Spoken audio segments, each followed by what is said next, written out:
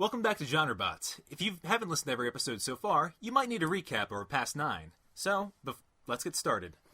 Okay, wait, pull up the thing. There it is. There we go. Alright, so we started with Still Human, a zombie apocalypse movie that involved some interesting characters, a young teenage girl protagonist, and a creepy old antagonist guy that's kind of a scientist.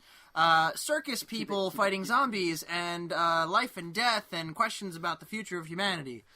Yeah. Then Brothers in Arms, an 80s action movie featuring a tiger cop and a vet with lots of arms and some other guys with arm-related military experience, and they fought and killed. Sounds very 80s. Yep. Then we had Daytona Wild, an inspirational family movie about the daughter of a race car driver raising a rhinoceros in their house and having to face off against an ex-poacher businessman named Benedict Snare. Nice. All right, and then Double Crossers, which started out as one of those reunion movies for older actors that want to do like a last hurrah, but it was in the style of a mobster movie. We had actors such as Matt Damon, Hugh Jackman, Daniel Craig, Chris Pratt, etc., etc. Robert Pattinson and Shia LaBeouf. It took place 20 years from now, and it was pretty wacky, fun, comedic, and who knows, maybe it'll happen in 20 years. And the rest are on Gilligan's Island. All right. Harvester, Book 1, Shadowland, a YA dystopia movie. You know, the kids with their books, and then they are adapted into movies about teenage rebels in an apocalyptic future fighting off nanobots and befriending wild dragon-like creatures. Fantasy and sci-fi combined. Everyone's favorite. All right. Then we had Timeless, a science gone wrong movie featuring a project to create immortality through the use of genetic engineering that goes horribly wrong. Nice. I liked that one. I like that one too. Next, a really good one. All of our ones. Next is Coffee Time, which was a wacky time travel movie which involved a man from the distant future, a man from the distant past, another man from the distant future, except one of them is a cyborg assassin, forgot to mention that, and our main character, just a dude, and it's... honestly, I don't know how to describe this one. It has everything. It's a wacky time travel movie. It has that Matthew was a guest for. It has literally everything. Yes, and Matthew was a guest. So. Yeah. All right. I like that one. Demon of the Sea, a shark movie. Shark movie. Shark movie. Shark movie. Featuring a restaurant owner in the middle of a land area. We're lame. A pirate, a reverend, and a were-shark. Oh no! Chomp, chomp. Roar, smash. More fantasy than shark, but fun. Breaking boundaries. It was fun. Biting then boundaries. We had The Last Night of Skystone, a kaiju movie. A giant a giant monster a kaiju movie starring Sharuga, an alien crustacean monster with the ability to eat metal or spit it out. I forget which one. Sir Jack Shannon, an ancient knight that was originally a completely different character, but then I changed it on the fly, and it was amazing, and it worked. And Barklon, our giant kaiju squirrel, and also lots of other characters, including Megarachna, Krakasharkasaura, Condopus. That one, by all means, shouldn't have worked.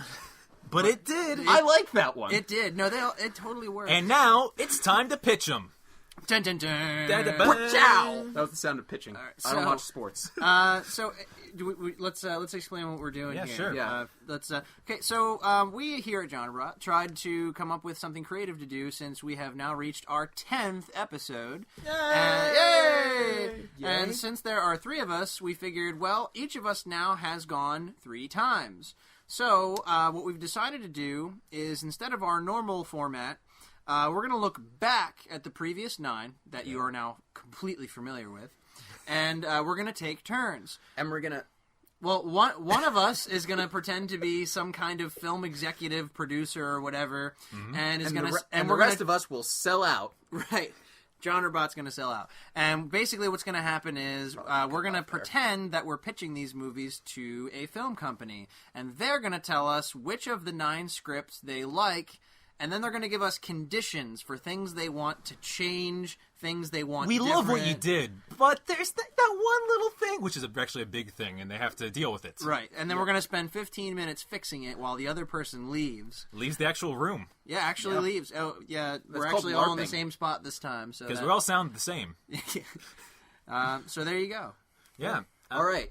Let's sell out, everyone. But first, some fun facts. Oh, there's some fun facts. We had a few kind of running gags throughout the past 9 episodes. Oh, boy, this isn't getting cut at all.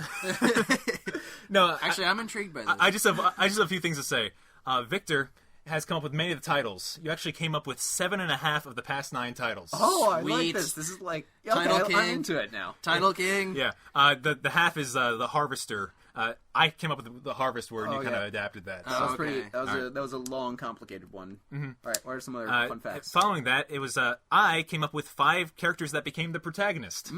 Out of the, which was quite a few of them. That sounds right. Usually, when I didn't come up with one, it was invented. That's true. Yeah. And Andrew came 4 out of left field characters that played a major role in the direction of the plot. That's me. That's true. Yeah, he always came up When he with said- something. He always would come up with something that seemed super Oh, random. a were-shark. Oh, a guy that's half salamander. Yeah, and then it becomes the plot. Yeah. A guy with a nanobot brain. Oh, a guy... Oh, Matt Damon. No, yeah, that kind of stuff. Andrew is Chekhov's gun of our podcast. He comes up with something so weird that if we don't make it really important, then it's not going to work. Yeah, which is pretty much what happens. Yeah. If it's not one of those 4, then we're just shrug it off. Okay.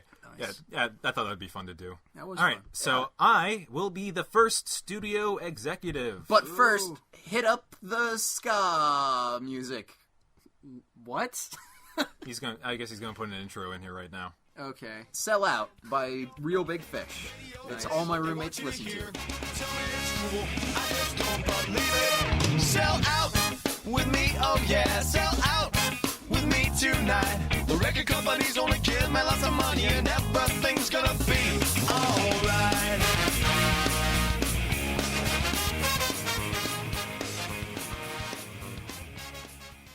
Okay, Mr. Executive. Let's. All right, So get we into got. character. Hold on, wait. We're gonna take. We've got these scripts here, and we're gonna slap them down on the desk. What do you think, there, Mr. Film Guy? Okay, will that you was really will you fun, take our guys. script and give us money? Yeah. Well, thank you for joining me, Mr. Businessman. Do a silly voice. Oh. Well, all right. Not that silly guy. No, I'm gonna go You smooth got to page like. through the script. All right. Well, Yeah. I got it. We don't need to be that in character. Yes, we do. Shh, all of this is Stop. staying in. All right. Well, thank you too for joining me. I'm so we had a look at all 9 of your scripts, and they were some truly good and acceptable ideas. But our favorite one, by far, had to be your pitch for the YA dystopia movie Harvester. Oh yeah, that's a good one, and I respect your decision. Yeah, no, we love the. It's got the audience that we're looking for. You're really Behind on my friend. Shut the fuck up. we're really catering to them, and I love it.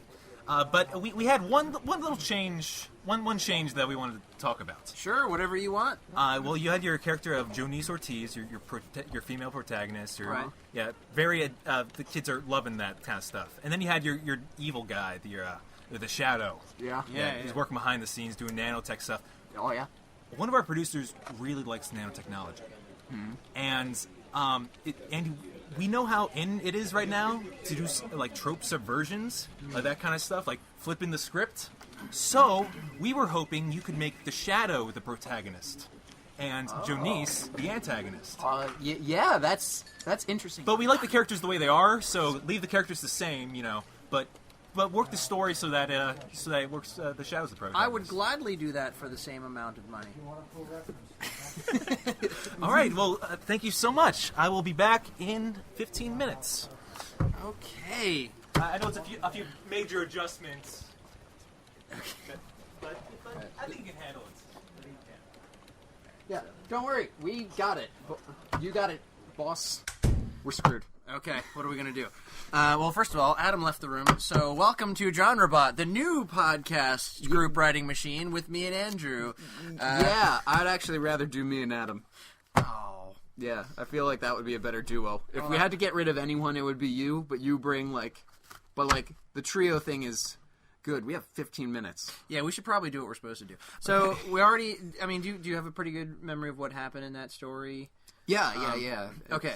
I think what could be cool. When we did this, when we wrote this, something that I felt got really undercut was the use of the brazen.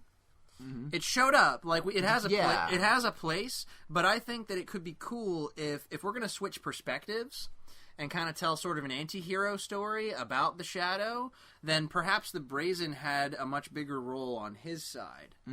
You know, like maybe. By the way, are we watching the time? Oh yeah. Don't worry about that. So maybe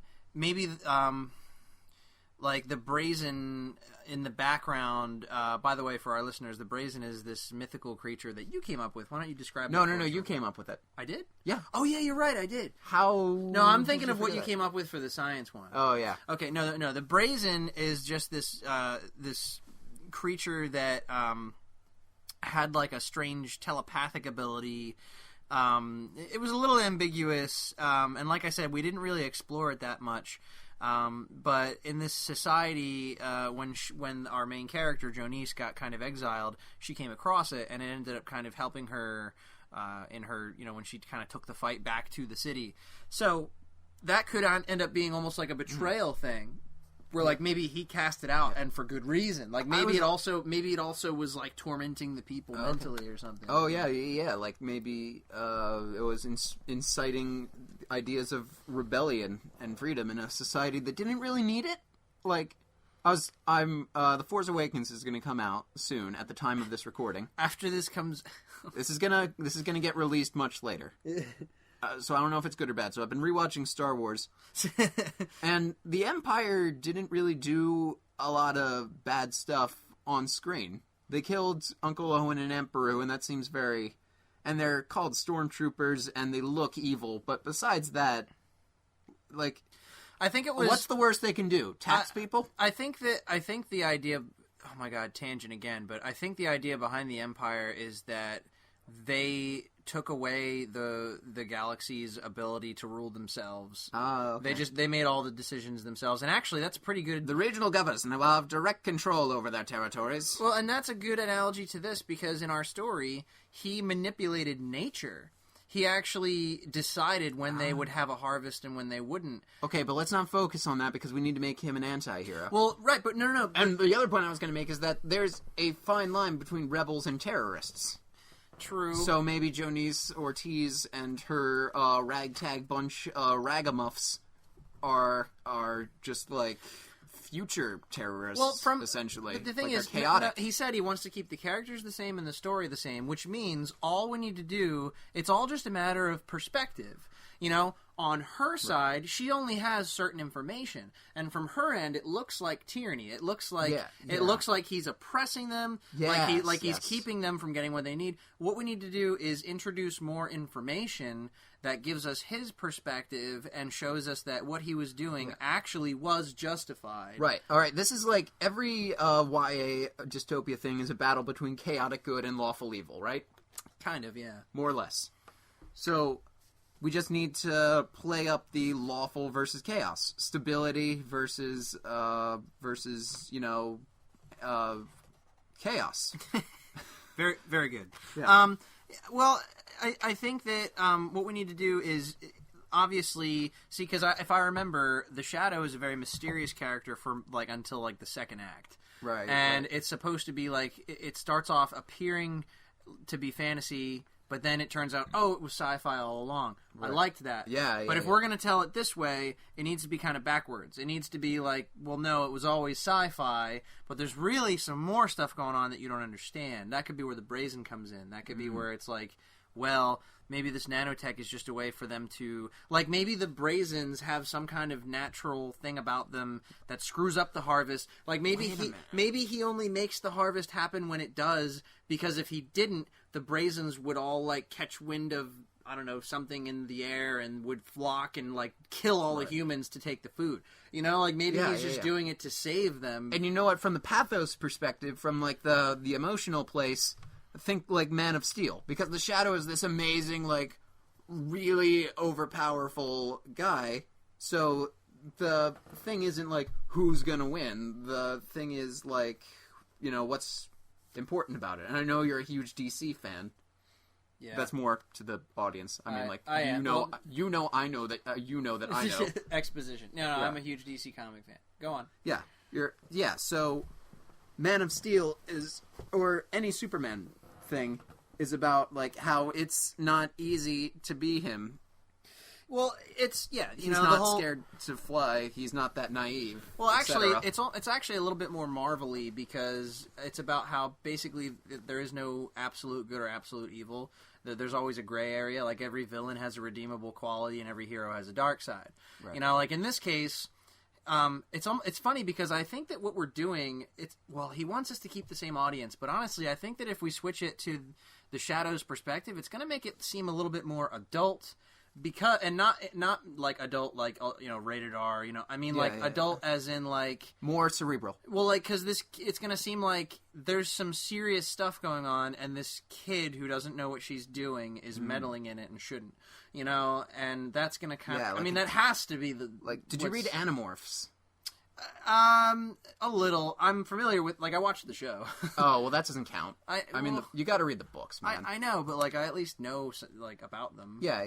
Well, like the whole point of Animorphs was a deconstruction of this thing that was big in the '90s, which was like get dressed, go to school, save the world, and it's like this isn't some insane alien war with like people with like slugs taking over people's brains and And, like, the kids turn into animals, and anyone they know could be a controller. And, in fact, they know that, like, their one brother is. They know that for sure, so they got to keep, like, hidden in their own homes. They're terrified of their own shadows. They're getting, like, insane PTSD. A couple of them die by the end of the story. And just, like, insane, deconstructions and stuff.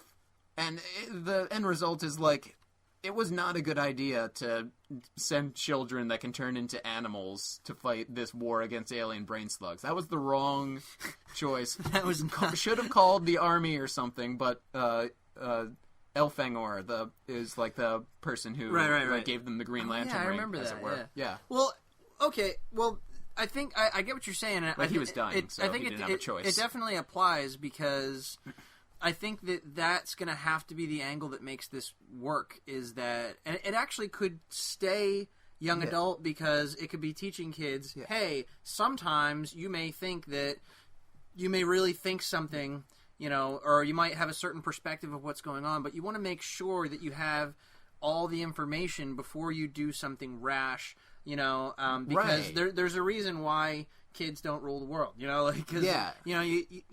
and how old is the Shadow? Like, I want to say early 20s? We could get, like, a Mads Mikkelsen? Honestly, Mads Mikkelsen is, like, mid-50s. Well, he could be younger? Anyway, I don't remember what we said about his age. I don't know if it was really pertinent to what we were talking about. He could. I don't think so. I would put him. He was so mysterious. I don't think we gave him an age. Well, I would put him anywhere between like 30 and 50. I would have said like maybe late 20s. Maybe just because if we want to keep if we want to keep the young adult demo, like we got to make him hot. Actually, you know what we could do? We could see because what we're doing is modifying.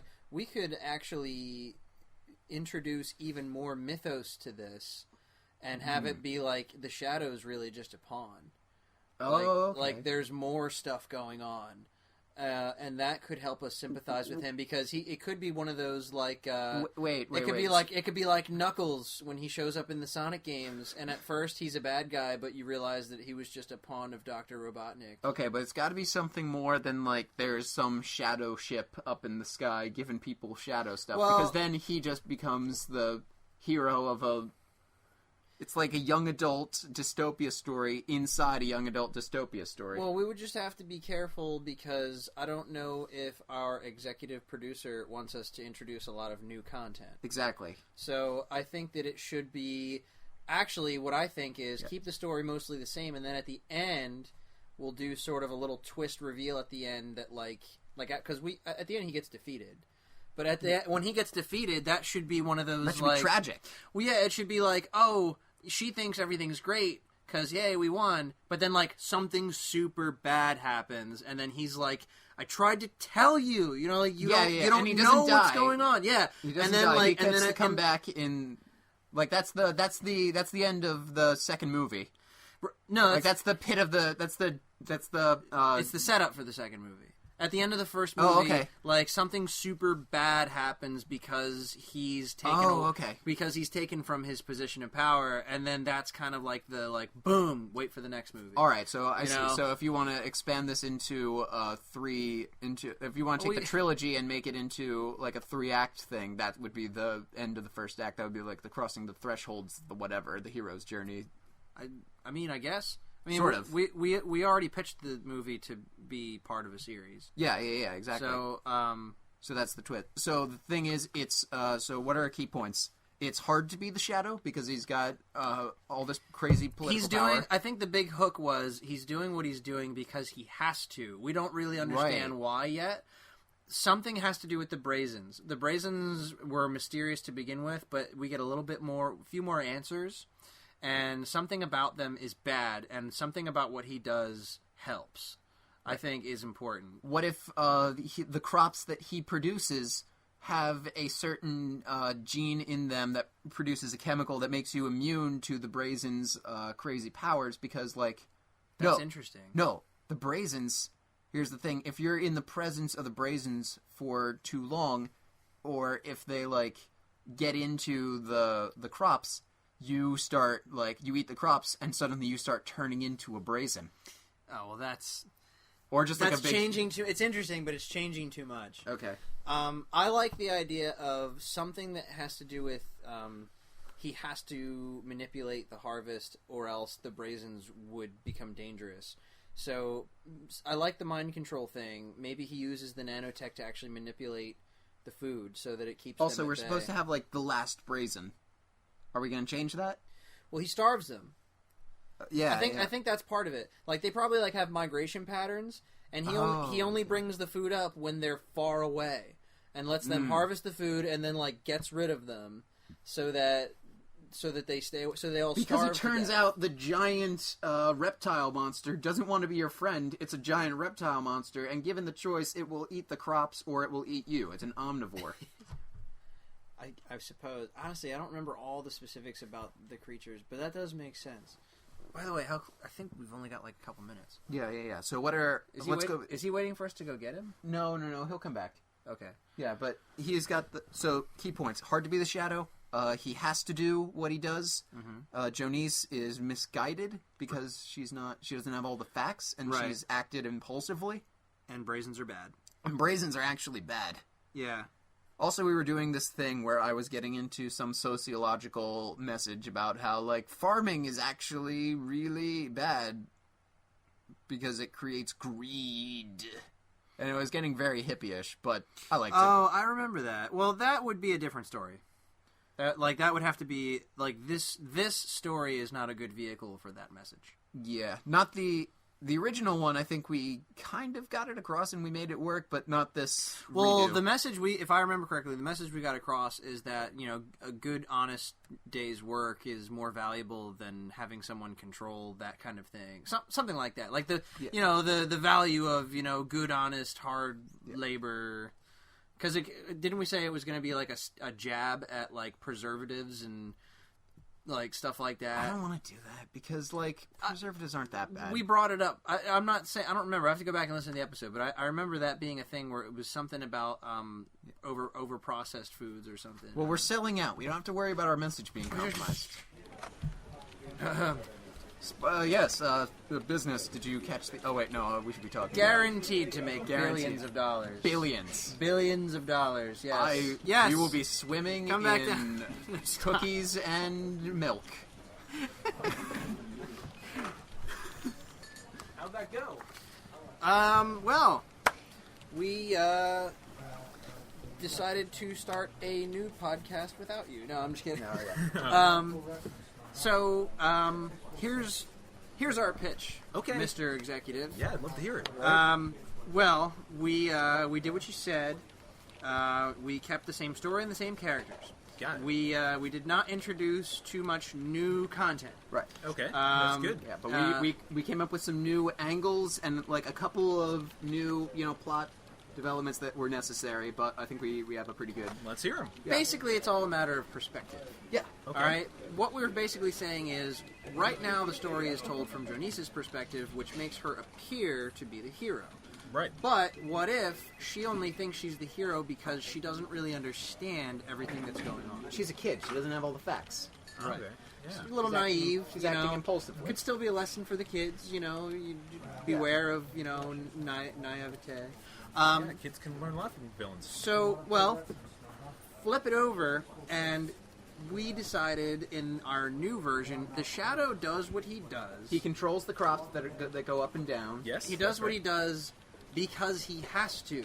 Because if he didn't, everyone's lives would be in danger. And here's what we decided would work. In our first script, we kind of downplayed the Brazens. Yeah, right. We decided if we're telling the story from his side, they're much more important. Oh. Remember they have telepathic abilities? Yeah, they... Yeah. We decided They do that. they're malicious. Oh. They're harmful. Oh. And something about him manipulating the crops keeps them away. Yeah, like they're attracted to crops. They're extreme omnivores. So like if like the crops are up, he'll come over, or maybe they're herbivores actually. Yeah. No. They come up and they come after the crops, and then suddenly they're in the town and they can affect people maliciously. Yeah, well, remember they had mental abilities. Yeah, right. So what we were saying is that whatever he does, he's doing it because it's saving these people. Yeah, and we even- they'll outcompete the humans. They'll push them out. And we even wanted to hint at there being some sort of bigger looming danger that we don't really mention in this story. Yeah. Because we figured at the end, Yeah. obviously she wins, you know, and that's He's defeated but not destroyed. Yeah, originally that was like a big victory, but in this version, That's not a good thing. he's gonna fall, and there's gonna be this moment of him going, "I tried to tell you," you know, and then there's gonna be like some big dun dun dun bad thing, and then that'll be like the hook for the next movie. Oh, nice. Yeah, I like it a lot. Yeah, turn the brazen evil. Because, you know, action figures sell better than plushies. Yeah, no, That's true. I'm I with like you it. on that. I like your. That's a good point. No, you guys did everything I wanted you to. Yay! Hooray! So here, you ready? Does the script get sold or does it get trashed? Yeah, sold or trashed. Bing! Yay! That was a thumbs up for you podcast listeners. Does that mean sold or trashed? Yes, trash. It's trash, but I'll buy it. Nice. All right. All right. Cool. Yeah, that's So is it sold or trashed? It's sold. it's Okay, good. You guys You won. didn't. You like contextually, I got it, but like you didn't say the thing. No, it's sold. You sold out. Sold. Yay! All right, good. Money. All right. So next Is Andrew. Andrew's going to be our executive. All right. Yeah, go ahead. Oh, he's got notes. I'm scared. Yeah. All right, boys. Look, I love your Crisscrossers movie. I think it's got legs. Double crosses. Yeah. Crisscross applesauce. That's the Crisscrosses one. are two doubles. Yeah. Right? Okay. The only thing that is bad is all those actors are dead. Oh no. That was kind of the hook for the movie. It's like, hey, here's all those actors, but they're all dead. So Oh, so this is 20 years ago. what I need know. you... No. This is not 20 years. This is right now. Oh. And they're all dead now suddenly. Oh, You didn't put this pitch in a time capsule and then open it in 20 years. No. All right. So Interesting all- story structure yeah, here. go ahead. I So see they're where all this is dead. They're all gone. I need you to make a good movie about that with those characters. Same movie, different actors. Oh. No actors. No No act- specific actors. What? Don't make the point the actors. Make the point the movie. Oh, I see. He wants a stronger story. Yeah. No gimmicks. Okay. No gimmicks. No, Kids don't buy gimmicks. I see. He changed the genre. Yeah. It's not a Last Hurrah movie anymore. Now it's just a straightforward mobster movie. Yeah, he took the direction we took it and took it to further. Okay. Yeah. All right. I'm Dig gonna go enjoy some cookies and milk, as it were. I'll see you guys in 15 minutes and 30 seconds or something like that. Okay. Time to Yeah. get some. Yeah.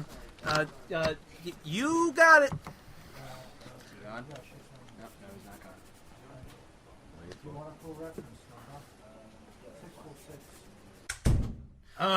Welcome to GenreBot with Adam and Vic and no one else. All right, so okay. Yeah, no, that's a tough one because that's not our strongest story. It sounds like more than 15 minutes of work. Well, let's get to it. All right. So the best parts of the story, what were those? Because we can build off them. I think that what I really liked about it is that it was sort of like The Departed, another mobster movie. Yeah, a lot like The Departed. In that it had these different strands of stories. Like, there was the bartender that was like an undercover cop that was sort of... You could almost tell like vignettes from like the different... Yeah, like there was the cop thing, where there were like these 3 undercover cops, and it was kind of like comedic relief. Yeah. And then we had the young guy being mentored by 2 people. Like, are you going to go for like the older traditional mob boss, or are you going to go for this new ambitious guy who's a little ruthless? Right. So we had that kind of conflict. So I think I liked the different stuff going on in it.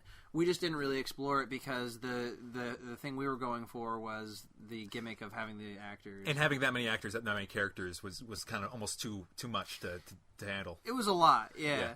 So, or there's always people where I was trying to give them like multiple purposes and stuff like that. So how do we make this a standout mobster movie? Had a supernatural element. No. Well, I mean, what makes mobster movies so great, I think, is the compelling story, and the characters have to be rich. They have to be interesting. Really strong characters. Yeah, like I really liked picturing. I know it's not going to be Daniel Craig because he's dead now. But the bartender that had like a little beer belly, and and like the very forced kind of silly nature. I have an idea, kind of on the topic of subversion. Okay. What if we made this a bottle mobster movie and set it in a bar, and made the bartender our protagonist? Oh, I like that. You tell me. Wait. What if we did it Pulp Fiction style? How you see different like the same, like, okay, what if the whole story is only like 20 minutes long, but we keep telling it in these different increments? Oh, I would say Pulp Fiction. I'd say more Vantage Point. Okay. Yeah. Well, but either way, like, I say, actually, wait.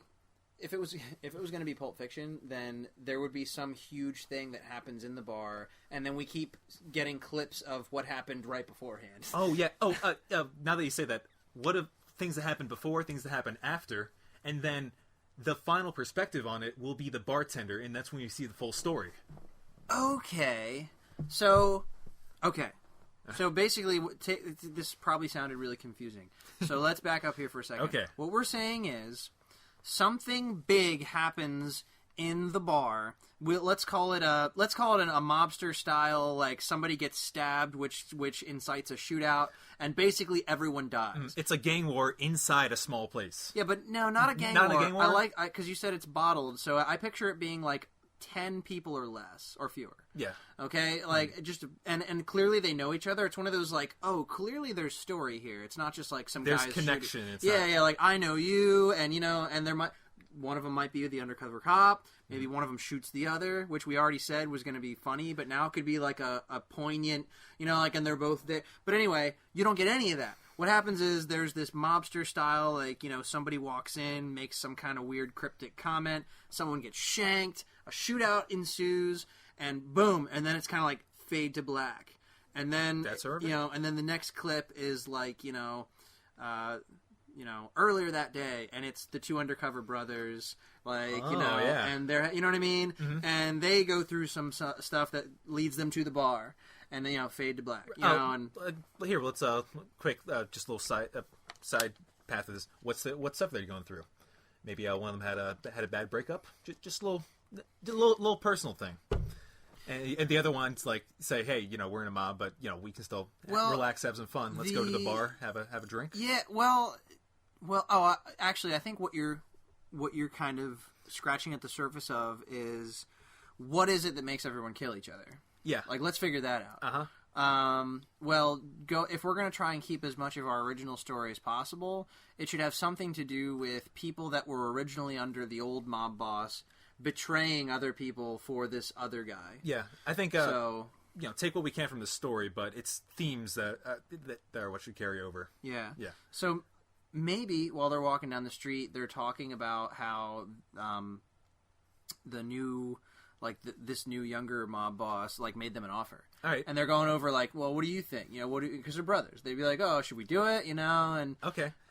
So reestablishing this again, we have an old mob boss and we have a young mob boss, rival mobs. it makes for a good conflict. Yeah. A general one that we can get other little things from.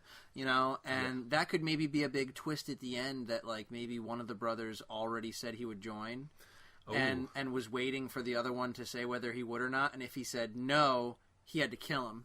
Oh yes, something like that happened in the bar. Yeah, and at the bar, it's because the whole thing could be this conversation they're having about I don't know, man, and be like, oh, come on, I don't know, he's younger, it's a better investment for our future, and et cetera, et cetera. It's but come on, he's always been good to us, let's stay with him, and the one is under the impression that the other hasn't decided yet, but he has. Yeah. And he's testing his brother, and like I said, that could be the big thing in the bar is that he says, "Nah, I'm going to stay with old what's his name," and I'm sorry.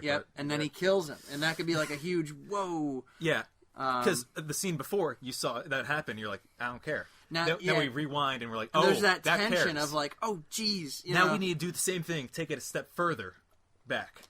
And say, why would I care about something else that happens? Oh, you mean Memento? Yeah, I'm thinking Memento now. Actually, I was thinking more of because remember, it's not just those two killing each other. Other people are in the bar. There's other people. Okay. Maybe let's just spitball this. Is there a pool table at the bar? Well, there could be. Yeah, I'm just. But let's say the two brothers are sitting in the bar, and how about instead of the brother just killing the other one, maybe another guy comes in. Who's going to kill him and sees him, and he's just so what's it going to be? What's the answer? Have you talked to him? And that could be a big whoa, hang on, give me some more time, and that can be a big thing. Yeah. And then we can this back other up. guy, he and his relationship with the big boss, with a new boss. Yeah, right? That could be a thing where we cut backwards and we see that guy. Him and new boss. You find this is your big introduction to new boss. See what he's like. Yeah. See that he's probably really I'm thinking a genuine guy, Make him seem real nice. Yeah, real nice guy. Next time we go back, we're gonna see some more a different angle in his story. Maybe from his example, he's nice because I don't know, he's doing a long undercover con. Perhaps I'm thinking new boss. If somehow new boss is tied closely to the police, what if at the end of the whole thing, when we're done all of this, and you said, and then we finally see it from the bartender's perspective, after everyone's dead except the bartender, the younger mob boss walks in, and reveals that they were both undercover cops, and that they set this whole thing up to basically deconstruct the mob from the inside. That's what I'm saying. Yeah, I was about to reach that same. The new guy is actually an undercover policeman. That's interesting. Yeah. Okay. Who else? What other characters were there? There was old boss. The old boss guy. Yeah. Okay. Okay. One of the cutbacks should probably be him and maybe the young kid. We can kind of rework his story a little bit. Yeah, that could be it. Because we can maybe have him kind of have that conflicting, he's young, so he's thinking, well, maybe I want to be with the younger guy because I'm young too, and the old guy could be kind of sharing some of his wisdom about. And actually, he's the one that kind of walks away from all this, and we even kind of said that the first time too. The old guy just and there could be this real profound scene where he gives this kid a speech about look, here's why you want to work for me. I'm older. I've seen everything. All right, you know what to expect of me. These young guys, they just get on their feet, they start a new dynasty, and there's going to be betrayal left and right, and people are going to die, and that could be kind of a big look, this is old, tried, true, good stuff. And it's true because and that can kind of give you a sense of respect for that character right off the bat, kind of enrich the idea of, and actually, we can do that clip before obviously because it's the last clip. Before reveal that the young boss was a cop all along. Yeah. The old guy knew, something, he was right. Yeah, something's up with that. Yeah, before things went down, he was right. Yeah. Right. Any other, that's pretty much your ending, and we have our beginning. What's that? There's a little, I think we're missing one more scene, that, one more, I'd say, arc that in the little middle there. We have the brothers one. Yeah, we got the brothers. We have the assassin guy. Assassin. By the way, how much time do we have? About 5 minutes. We could just maybe throw one more in. Maybe we can. What other characters were in our original? Because we had 6. Matt Damon's. Oh, we didn't do anything with the guy that already worked for the older boss that was going to mentor the kid. Oh, the kid's mentor. Yeah, He's no good. Oh, really? I'm thinking right now he's no good because the new boss is redeemable and wait. the old boss is redeemable. How about he's in the bar with the kid when the shootout happens? Okay. And he gets killed by the kid because the kid decided to work for the old man because he realized he's wiser. Mm-hmm. And what's more, he realized this guy working for the old man is going to betray him. Yeah. So that he was playing his own games. Yep. So he already kind of agreed. All right, I'm going to work for him, and as my first act working for him, okay. I'm going to watch his back. So now we have let's piece the rest of this together. We need a scene with those two. Yeah, those two will have a scene. But now we have let's see, the two brothers. One of them dies, and we have the guy that killed him, the other brother, and the young kid. And by the end of this, they're all dead. Right? That's what we established. Do we want the kid to die? No, he doesn't have to. Because then the new boss comes in, reveals himself. Yeah, maybe he gets just like shot or something in the arm. Yeah, could get shot. And new boss comes in, I say reveals himself, and he's like, "You want to join the force?" Well, the young boss, something like that. The young boss is the cop with the bartender. Yeah, and maybe the kid has a choice to make about do I stay working for the old man or join the police? You know, and leave it open ended. Yeah, kind of like let it go. But that's interesting. Yeah, the two that are left then is the assassin and just the older brother. I guess maybe they'll get into a scuffle as soon as things go. I picture wrong. that being kind of how it starts. Yeah. Like I think what'll happen is the assassin guy pushes the issue, ends up shooting the brother, and then the older brother tries to get revenge on him. They end up getting into a fight. And then the mentor gets involved. Yeah. The kid has to get involved with him. Yeah. And well, I think because the mentor is going to probably try to. No, because they would all be working for the same side. So I think what's going to happen is maybe like the mentor says to the kid like, "Come on, come help," and the kid kind of betrays him. Maybe stabs him in the back or shoots him or something. And then he good old fashioned Shakespearean Hamlet ending. Yep. Everyone kills each other. He retaliates, shoots him in the arm, and then we have the cop reveal. Yep. Yeah, and the kid's okay. And what's he going to do now? Who knows?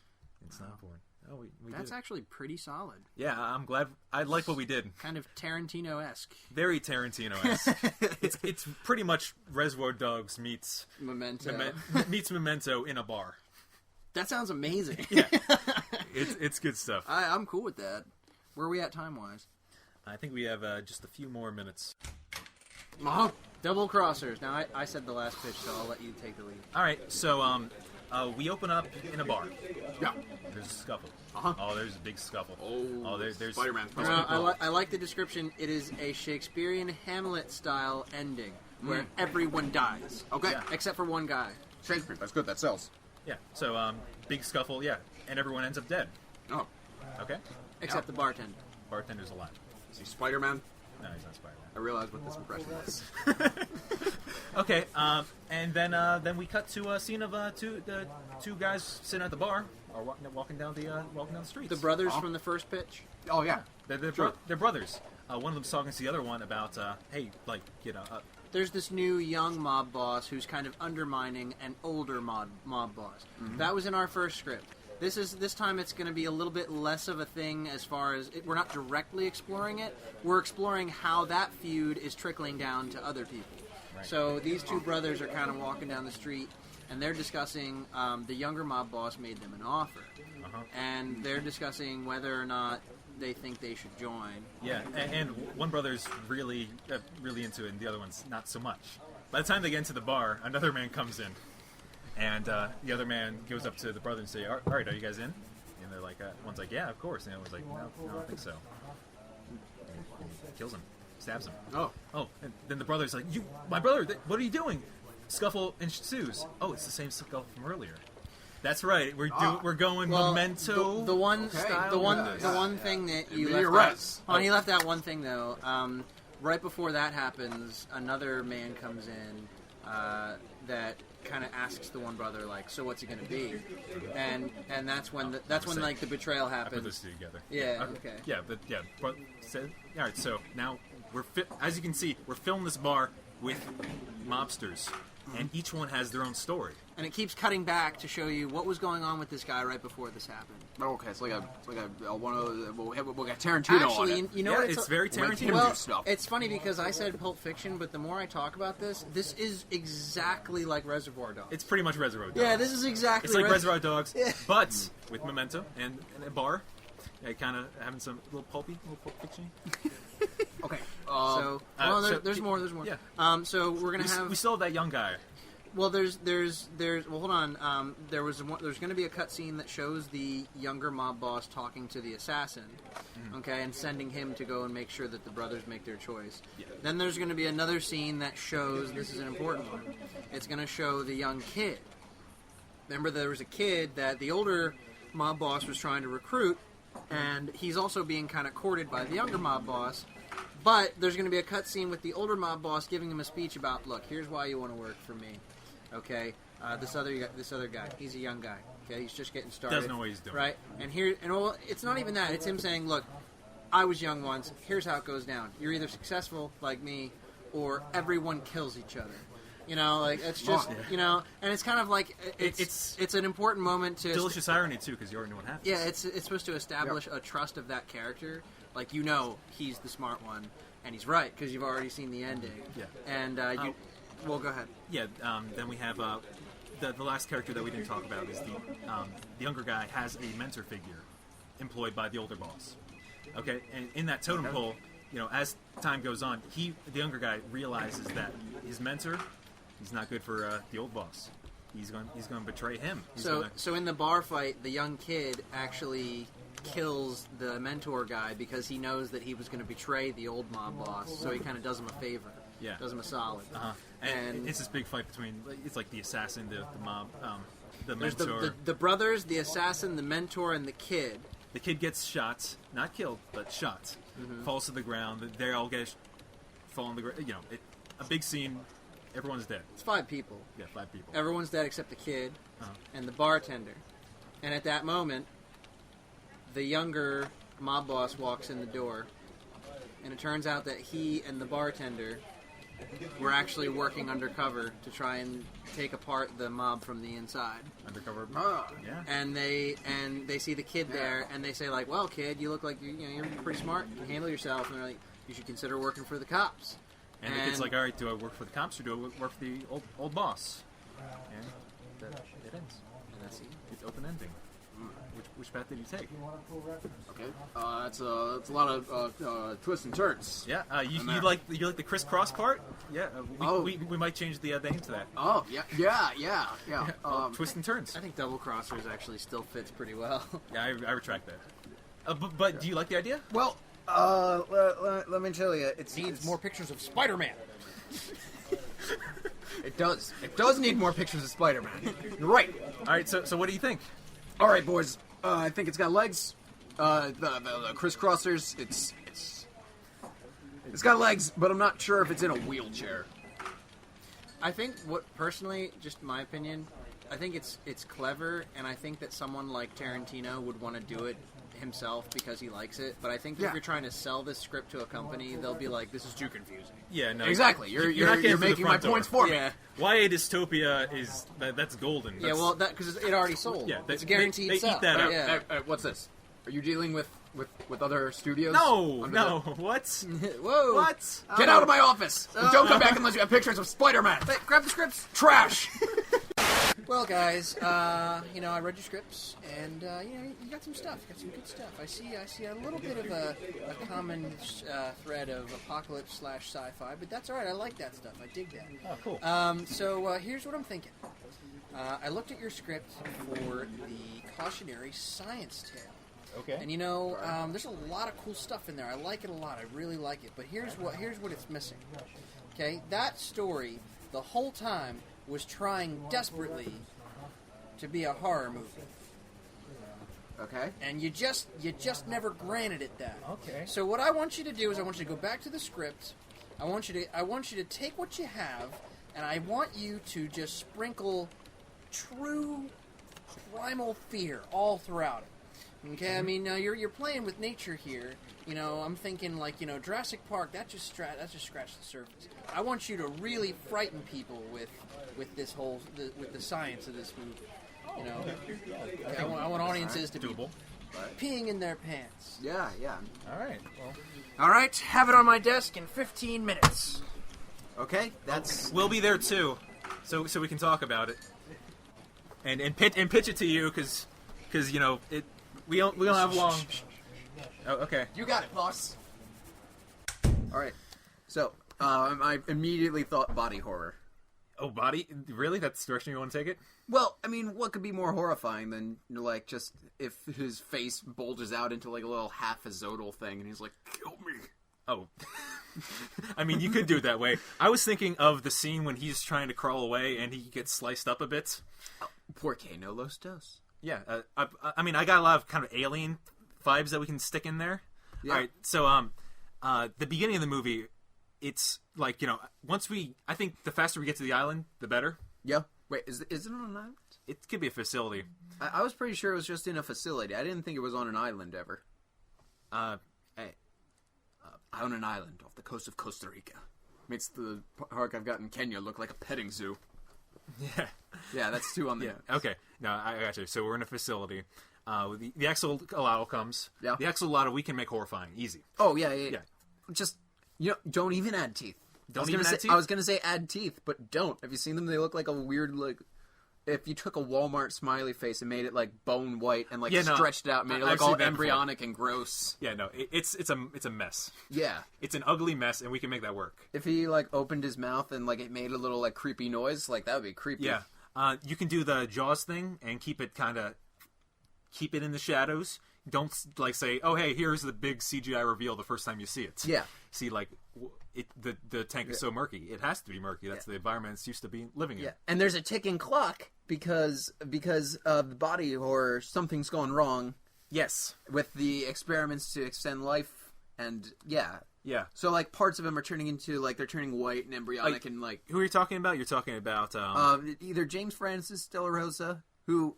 Oh, Richard's, he's a lead scientist. He's our straight man. Yeah. James Francis De La Rosa. Oh, Richard... Richard Madison is the Ellen Ripley of this. Yeah. Which, I was about to say, we give him a whole team. he gets a whole team, and they're dropping, like, whoop, whoop, whoop, whoop, getting rid of them all. Okay. Now, or maybe there's just, like, there's some people, like, Arthur Sartoris owns the lab. Yeah. He's the owner. I think he's in the group with the team. Yeah, it should, like, but I forget exactly. He ends up betraying them, sort of. And they bring in James Francis De La Rosa, and people are like, I don't know. And in this, he would be more of a straight villain. Yeah, straight villain from the beginning, but it turns out that, you know, Arthur Sartoris, he's totally behind him.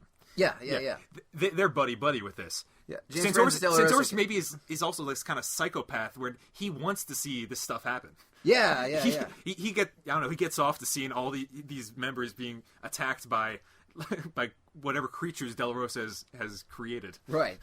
How's that, like, mixed with his plan of getting timelessness? I think, like, I think that's changing him too much to be kind of a psychopath. Oh, you think? I'm thinking there might be a way to connect the two. Like he wants to be the king of ashes. He wants to just be in charge of the world. Yeah, that's possible. And that'll be easier to do when you have an advantage and everyone else has the disadvantage of just, like, these creatures being unleashed just in general outside of the facility into the world. Yeah. Because these things are, like, they're psychic, you know, that's something that humans have never dealt with before, so it'll mess them up. Yeah, that could work. I'm also thinking perhaps maybe he's thinking that, he wants to be king of the ashes, he wants to start over. Yeah, start over, that's yeah, you could do that. That's his goal. But we need to focus on the scary parts. Before I'm about to get there. What if his obsession with, like, bringing life to things, extending lives, maybe he also has a sick, like, Leonardo da Vinci style fascination with, like, death and the macabre. Okay. So, you know, seeing, like, perhaps part of him wants to, you know, seeing that death, that life leave people's eyes, that's where the real secret of living forever is. So maybe a combination of those two. He wants to see the world fall apart, and more importantly, he wants to watch. Yeah. Okay, cool. So, all right, what kind of macabre science? We always talk about giant mantises with this, right? Yeah, that's my favorite. Giant mantises. But the Azotl, I think, is the... Yeah, he's our slasher villain style thing. Should we actually even go towards the... I was thinking perhaps we could have, like Jurassic Park, a kind of menagerie of different creatures that De La Rosa could command. All right, he commands them, or he just he makes sets them? loose. Okay. So that way, it's not just it's not just a slasher villain. It's like a whole slasher party. Okay. How every turn they make, they run to other creatures. All right. Yeah. Mm-hmm. Yeah. They're name some. What are your favorite animals? I mean, like we're talking like insectoid, crustacean type guys. Wet. I'm thinking just wet, ugly, gross. But they can't all be too similar. No. But Okay. they're kind of in the same vein. Yeah. So giant mantises are my favorite. Yeah. Well, you have mirror mantises, your insects, your what do you call the creature? Ooh. Yeah. Have you heard of the ichneumon wasps? I probably have. Okay. So From you, probably. Yeah. The ichneumon wasp is like, okay, picture a wasp. Uh-huh. And there's a lot of different kinds, but the kind I'm picturing, just imagine one that's pure black. Yeah.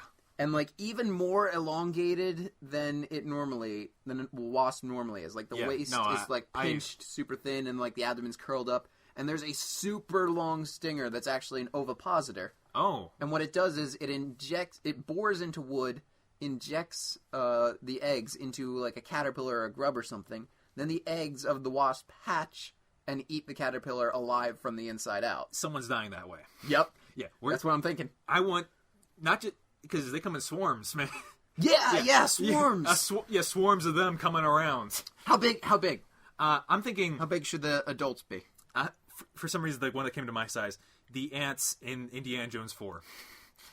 Okay, so not even like giant. Not giant, but big enough that, oh my god, that's horrible. That's horrifying. Wait, what about like guinea pig size? Guinea pig size? How about we get me at the middle, hamster. Okay, hamster. Yeah, because that's like too big for a bug. Yeah, that's way too big for. If you saw a wasp that size, like, yeah. that's horrifying. Yeah, because I wanted to draw a middle ground where it's not like normal sized ichneumon wasp, but where it's also not like the size of a car. When it jabs you with your ovipositor, like you don't have a chance to. Yeah, you get impaled through it anyway. I want the death to be gruesome. via that's not scary. Wait, you said the eggs like. Yeah, the eggs hatch, and like it'll even be like a zombie bite thing where it's like, oh no, I'm fine. Oh yeah, no. And then suddenly gets stung by one early, and then suddenly in like a crucial moment where it's like, here, throw me the thing. Throw me the thing. Like it's they need like a bunch of people. It's 3 against 1. Actually, it's 2 against 1. No, not even. Like there's like a thing crashing down. It's like, quick, you have to get to the control panel. He's running to the control panel, and suddenly like,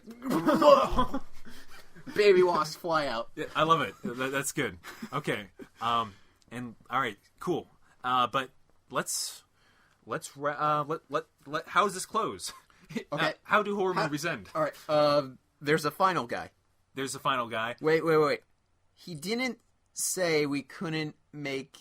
Let's make this more gender equal, and let's make Dr. Richard Madison Dr. Madison Richards. Oh. Just because it's always a final girl, and I kind of like that. If we want to make it more like Alien, let's make it a little more like Alien. Sure, let's do that. Let's gender flip Dr. Richard Madison to Dr. Madison Richards. That's an early point we can bring out early on and just say, hey, we're doing this. And kind of build Roll like with a us. 5-man band to face off against De La Rosa. They slowly dwindle down, and it's fine. I think final scene, it has to be De La Rosa facing off with them. Yeah. Somehow they've cracked like his kind of labyrinth that he's constructed. He's part Azotl. Yeah, he's doing... There's always been a part of him. Yeah. So, if he's part Azotl, maybe he's, like, mutating into this hideous monster. It's underwater, the battle. Oh, like, he decides to just flood the place, and so they have to fight him underwater. Yeah! And the axolotls also released. Yes! And there's, like, let's say 2 of them. So it's... 2? It's 2 and him.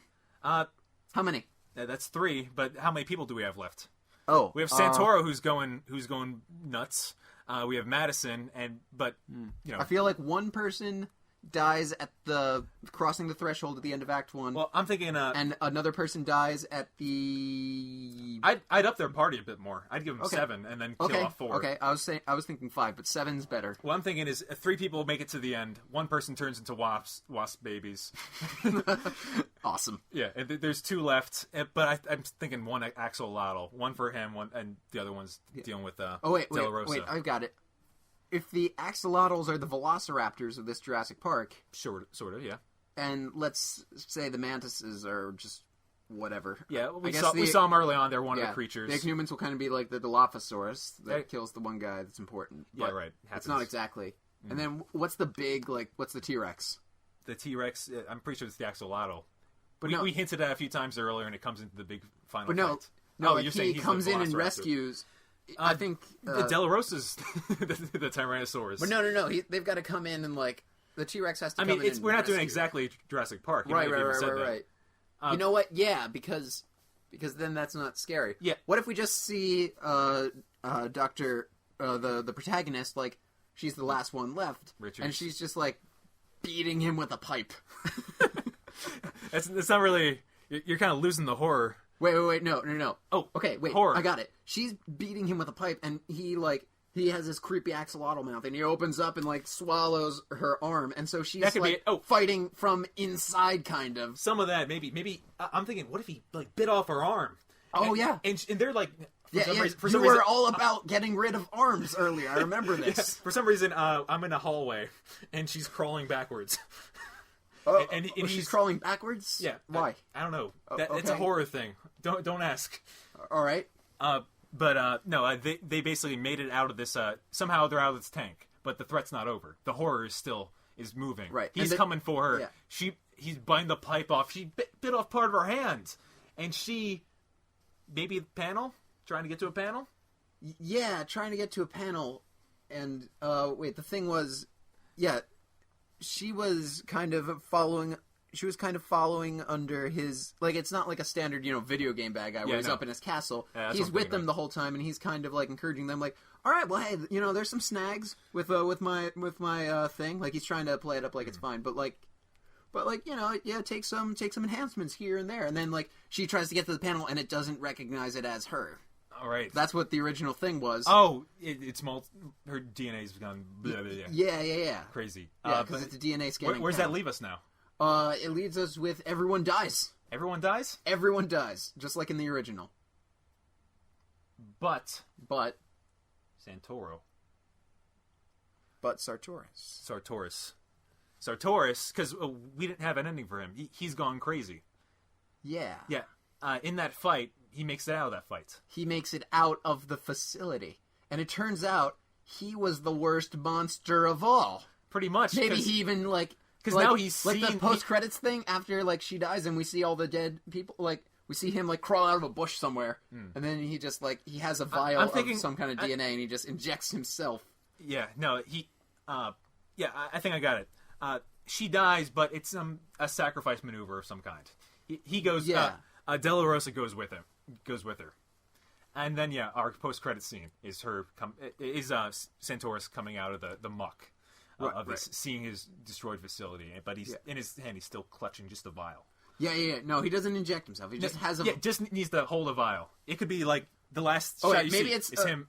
maybe it's a vial of something that has been previously established that will give him... that will make him immortal. Yeah. And so the final crap shot. I'm thinking rescue helicopter is coming to the island. They saw this big mess happen, and your final shot is him. Okay, fine, it's an island. Okay, facility. No, the island's fine thing because that's for some why there's reason a helicopter. that comes to mind. Yeah. I like where you're going with it. It could be in the dense jungle.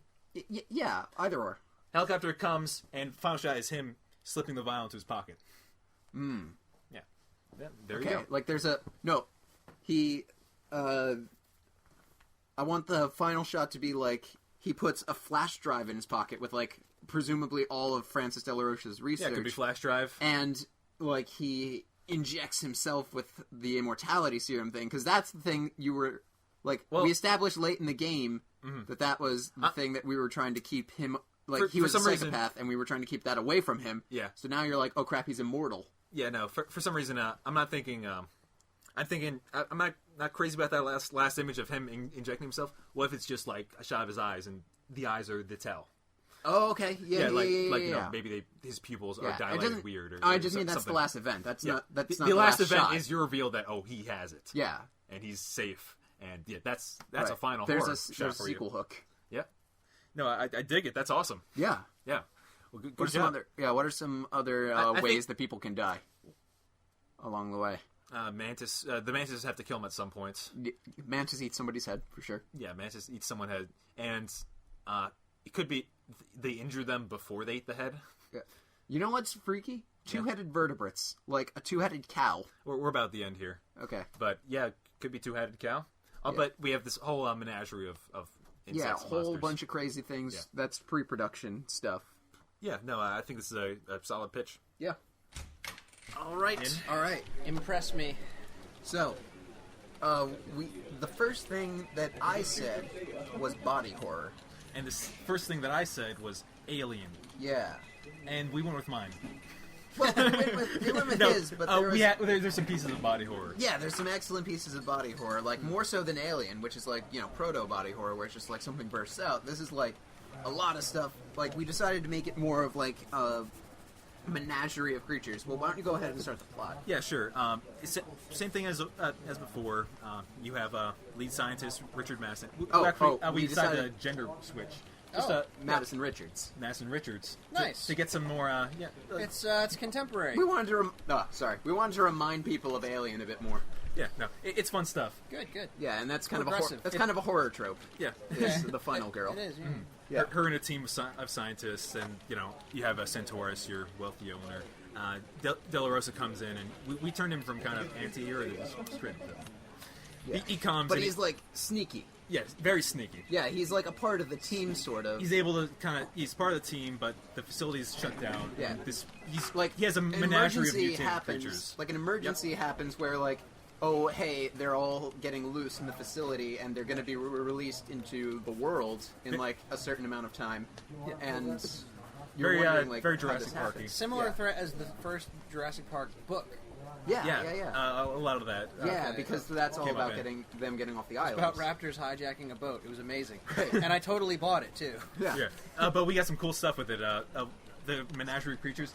We keep in giant mantises. Those were awesome the first time we around. bring in giant And we have mantises. these wasps. Why don't you tell them about the? Yeah, there's this thing called an ichneumon wasp, and it's like a normal wasp, except it's more elongated, kind of like with the abdomen. It kind of rears up, and then there's a big long stinger that's actually an ovipositor. It doesn't sting; it injects eggs, and what it does is it bores this into wood, finds like a caterpillar or a grub or something, lays the eggs inside the grub, and over time they grow and then they hatch and they eat it alive from the inside out. So we got mutant some of those. Mutant some of those. Mutant some of Somebody's those. gonna die like that. Yeah, they're about the size of like hamsters. Yeah. Oh, and we're gonna bring up like Madison Richards, the new scientist character, has a team sort of. Like 7 people or so. They're going Yeah. through a facility like this, and they're whoop whoop whoop. Again, Yeah. a little One at a alien. time, kinda. Again, a little alien, a little Jurassic Park, a little bit of its own thing. Yeah, but a lot The of facility is basically a pseudo Nostromo. lot of horror in there because of all the insects. We're kind of and yeah, someone gets stung by a wasp early on. One person could probably be torn apart. You know by them. what? Yeah. Early on. I was very disturbed by the scene in the King Kong movie with the giant insects, like the leeches and stuff. Yeah, we could have So stuff like like, that. so this definitely is like, is definitely knocking on my fear door here. I'm liking Yeah, this. This no is one good. likes bugs. No. Well, bugs are great, but like I mean, lots of people no are one afraid likes of bugs. giant bugs. Yes, everyone's afraid of giant bugs. So we're kind of we get to like the kind of center of this facility, and we have the axolotl has been teased a bit. Yeah. We're doing like the Jaws thing with it. You don't see like a full CGI right in the beginning. You see him in the shadows. You see this big monstrous creature with psychic powers too. And Centaurus, Like he's- low-level psychic, where it can just like it can freak people out, so you And don't he- know whether it's you or the axolotl thinking. and he's kind of gone into Centaurus' head. Like Yeah. Centaurus is going. It is kind of the way that we took his motivations. That he went from like his kind of obsession with elongating life and that Yeah. kind of Yeah. that pursuit Now he of wants stuff. to gain immortality so he can have an advantage over everyone else, because he wants to have an advantage over everyone else, and also he's secretly the guy releasing these creatures because he wants to be King of Ashes. King of Ashes is the kind of thing that he's pitching. That it's kind of like, and also he's got this deep down obsession with the macabre.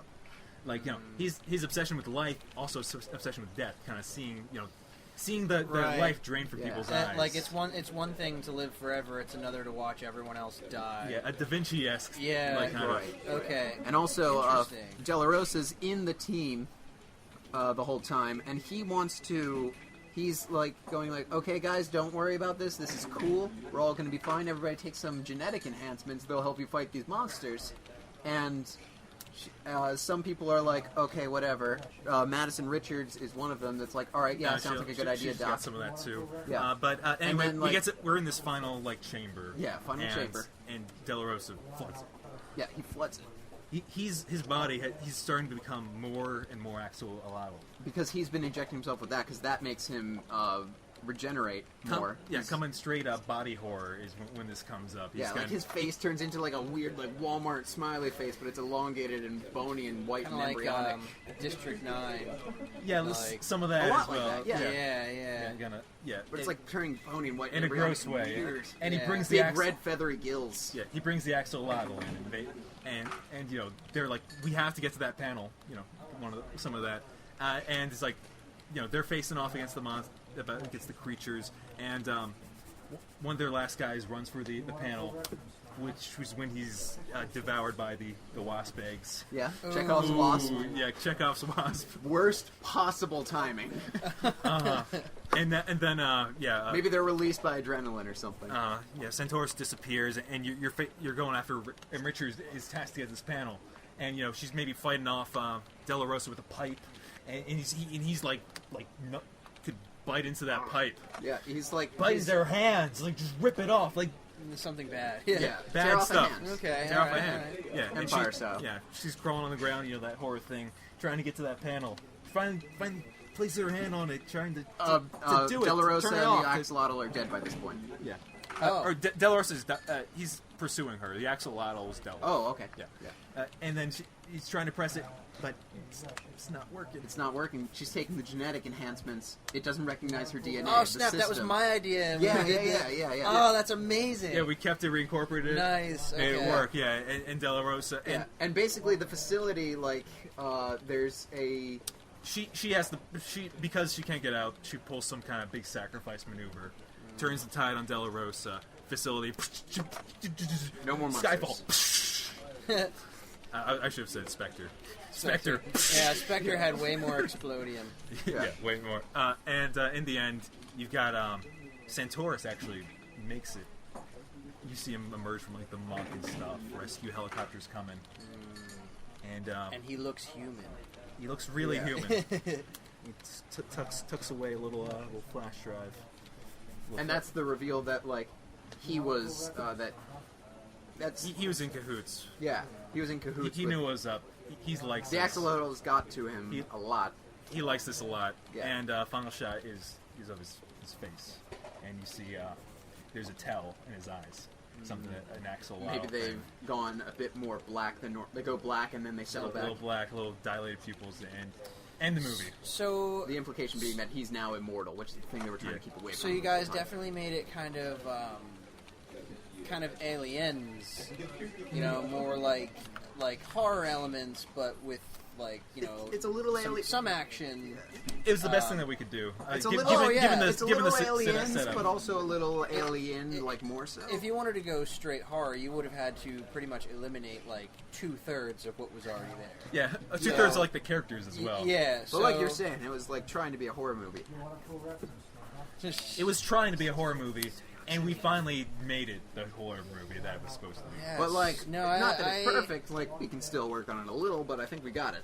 Yeah, I like it. I want to start casting, and I want Philip Seymour Hoffman. I want him. We have a few. We're gonna CGI him. You can't tell me I can't use Philip Seymour Hoffman in my movie. Hey, that's not me. That's not my call. I was going to recommend Matt Damon, Daniel Craig, Shia LaBeouf. Oh, no. All right. Hey, excuse me, little boy, listen. I felt like I was a little too harsh on you earlier. I just wanted to remind you that they're all dead. Bye. Yeah, I knew that. That's why I said I would have, but they're gone. All right, so let's wrap it up. Wrap it up. Wrap it up.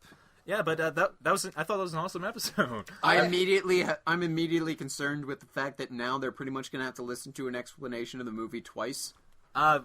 Maybe we can edit it so that you only hear parts of. No, it's not. It's not so bad. I think this works. I mean, if you are an awesome person and actually have listened to all our episodes, I mean, episode 1 was like back in August, so it's been a while, so it might have been nice to hear, a refresher of something, or I like how we did. I like how we did episodes 4, 5, and 6. Oh, right, we did. Did we really? Yeah, right in the center. Right in the middle. Mm-hmm. Well, yeah, I mean, we were there, for the recording, and even we had to kind of refresh our memory. Yeah, no, I need a big refresher for that. I know one thing. I'm going to go home. I'm going to rev up my iPod. I'm going to listen to some GenreBot. That was awful. No. Well, thank you for listening to GenreBot, the group writing machine. I hope you enjoyed our selling out, pitching our ideas, and tune in next time for another fantastic episode. Victor, I believe it is you. Oh, crap. It is me. Yeah. It is. Do you have a pitch for us? Or do you want to keep it up in the air? Let's keep it a secret until next time. I know you're prepared. No, actually, I did have one. Okay. And I totally forget it. That's okay. I'll buy some time. Actually, yeah. We'll buy some time. We'll do some bits. Hey, Adam, what do you call a vampire halfway back from the blood bank? I totally Cab. Yeah, hey, Adam, do you see that let's just Phantom Menace movie? No. Me neither. It was bad. Oh. Hold on. I had one. It's just been like 2 weeks, so I forget. That's fine. Hey, Adam, remember that time when we were like I'm just gonna do the plugs. Oh. Okay. I was gonna do shtick for time. All right. You can find us on Facebook, facebook.com/GenreBot, twitter.com/GenreBotPodcast. You can send us an email at podcast.genrebot@gmail.com. And you can find us on iTunes. Leave us a review and we'll talk about it on the show. I got it. All right. And now it's time for Victor's pitch for episode 11. All right, guys. Episode 1. So we're going to be kicking off, I guess... It's not season 2. It is. Is it? I mean, well, then we'd have sure season 2. Season 2, whatever. I like it. All right, so here it is. Here is my idea. See if you can pick up on my lead. Bum, bum, bum, ba-na, da-da, dun dun dun dun dun dun dun dun dun. Space opera. Hey! Space opera! Hey! Space opera! Yeah! I'm not crazy about the term myself, but we'll get into that in the episode. Fine. I like that's term. fine. No, we don't have to appease him. He's not a studio executive anymore. You're right. No, Space I love opera. the first part of 2001. Yeah, it's a lot of fun. And we'll be the other parts. And for episode 11, we'll be switching to a weekly show. Yes, we're going weekly, which at this point may have already happened. But either way, weekly, which I'm hoping is going to bring in more listeners. We've noticed on our feed burner We've that mentioned this before. Our subscribers go up and then they go down. So we want to hope that keep it up this time. Yeah, is 2001 a space opera? It's a space odyssey. Space Odyssey. And an odyssey is a tale from Greek times. And in Greek times, they inspired plays that Victor, were is this performed genre as choice operas. at all informed by the by the time this podcast is released, recent release of The Force Awakens? No, actually, that had no connection. Huh. It's the announcement of the name for the next Guardians of the Galaxy movie. Guardians of the Galaxy Volume 2. Wow, that deserves a BuzzFeed article. Adam, everything deserves a BuzzFeed article. That's what's so great about BuzzFeed. All right, thanks for joining us, and we'll see you next time. Plugs? All right. I did them. Oh, we did plugs. Oh, great. Yay. All right, see you later, everyone. Yeah. paper tonight, she said, but I can't work in fast food all my life.